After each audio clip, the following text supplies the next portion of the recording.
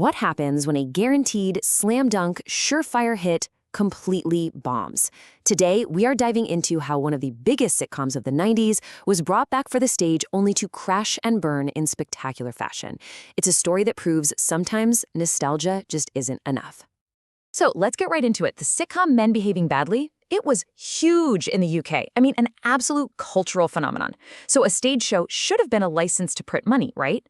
Well, the reviews came in and they were brutal, calling it a misconceived disaster. So how did it all go so wrong? Let's break it down. To really get why this was such a big deal, you have to look at this number. 13.9 million. That's how many people tuned in to watch the TV show's Christmas finale way back in 1998. That's a staggering audience. We're talking about a massive, massive well of public affection just waiting to be tapped into. Okay, so with that kind of built-in fan base, a stage show seemed like an absolute no-brainer. But to really understand why it failed, you first have to appreciate just how colossal this show was in its prime. The whole premise was so simple and relatable, and it just perfectly captured that 90s vibe. You had two guys, Gary and Tony, who just flat out refused to grow up, and their partners, Dorothy and Deb, who were always trying to whip them into shape. It was a peak-time powerhouse, and honestly, these characters became household names.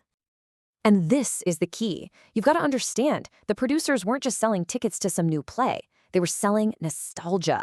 Pure and simple. They were banking on millions of fans wanting to come and relive those glory days. And that built-in goodwill, that's an incredibly valuable thing to have, especially in a tough theater market. But this is where the dreams started to curdle. Because translating a hit TV show to the stage is a really tricky business. And for Men Behaving Badly, it turned out to be a path just littered with creative landmines.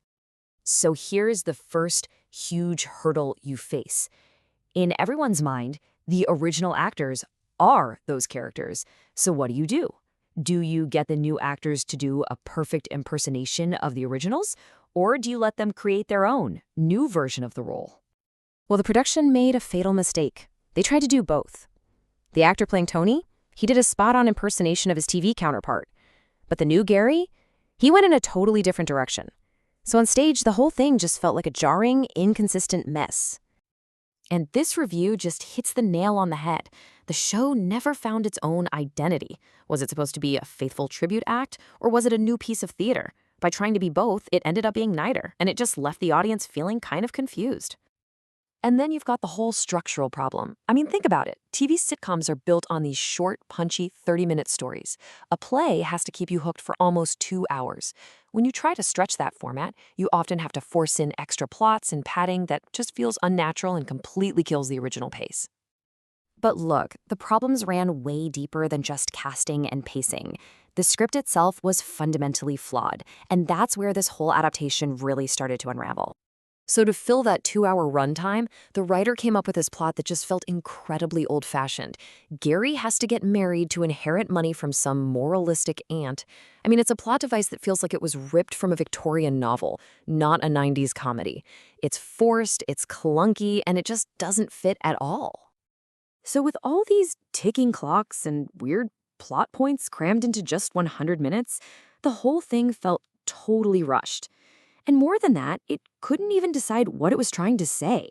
Was it celebrating the guy's bad behavior, or was it criticizing it? The script just never gave you a clear answer. And maybe the most glaring problem of all was how the play treated its female characters. You know, for its time, the TV show actually gave them real agency. But on stage, they were basically reduced to one-dimensional plot devices whose main purpose was to get pregnant. It was a massive step backward. In the end, this one line from the review just says it all. It wasn't just a few bad choices here and there.